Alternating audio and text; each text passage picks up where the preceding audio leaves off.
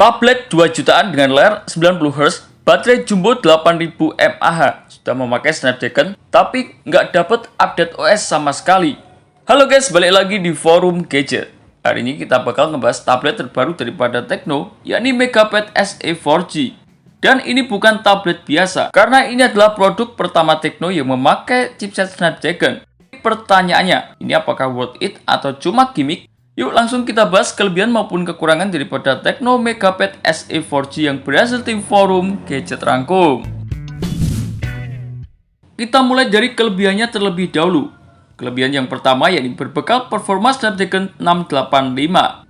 Akhirnya Tecno menggunakan chipset Snapdragon, yakni Snapdragon 685 dengan fabrikasi 6 nanometer, 4E Cortex A73 dan juga 4E Cortex A53. Untuk kelas 2 jutaan ini termasuk aman banget. Digunakan buat streaming, sosial media, gaming ringan hingga menengah, multitasking ringan. Plus ini sudah menggunakan UFS 2.2 bukan lagi eMMC. Ini yang bikin loadingnya jauh lebih cepat. Sementara untuk kelebihan yang kedua yakni berbekal layar 11 inci dengan refresh 90Hz. Hadir dengan layar 11 inci Full HD Plus IPS LCD, ditambah refresh 90Hz dengan tingkat kecerahan tembus 440 nit. Adanya fitur TUV Inline Blue Light, ini enak banget buat menonton, membaca PDF, atau kuliah online.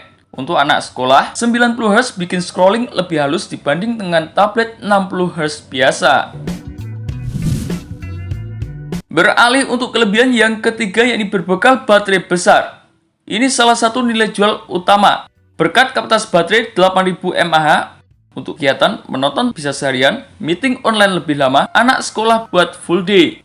Dengan chipset Snapdragon 685 yang irit, daya tahan harusnya lebih kuat.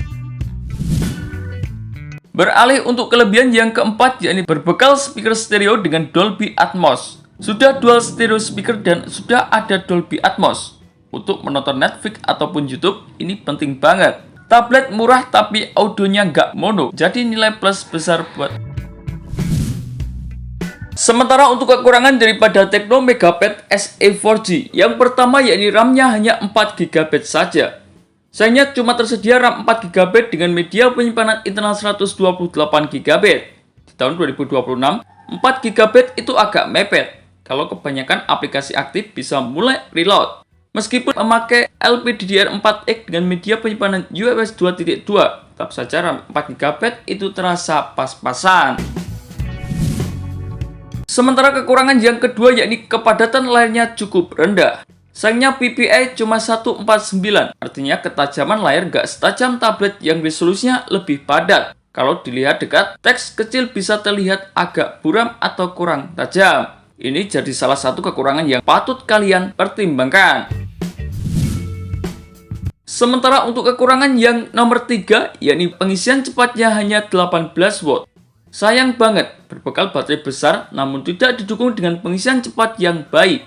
Hanya mendukung fast charging cuma 18 watt, artinya isi daya butuh waktu cukup lama. Untuk tablet sekelas 2,3 jutaan masih bisa dimaafkan tapi tetap menjadi minus besar.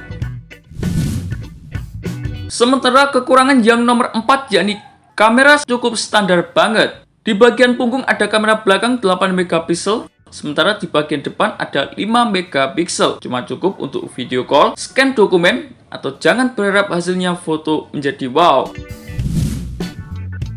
Dan untuk kekurangan yang terakhir daripada Tecno MegaPad SE 4G, yakni tidak adanya update OS.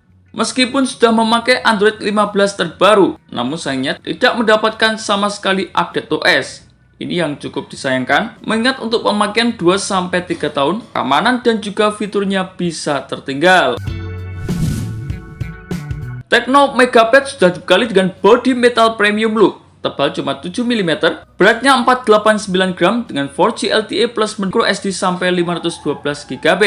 Tambah lagi adanya fitur AI lengkap, AI Writing, AI Drawing, AI Assistant, dan juga AI Quick Button. Untuk anak sekolah dan juga mahasiswa, fitur ini aman dipakai. Dan harganya sendiri, di pasar tanah air dibanderol mulai dari harga 2,39 juta rupiah.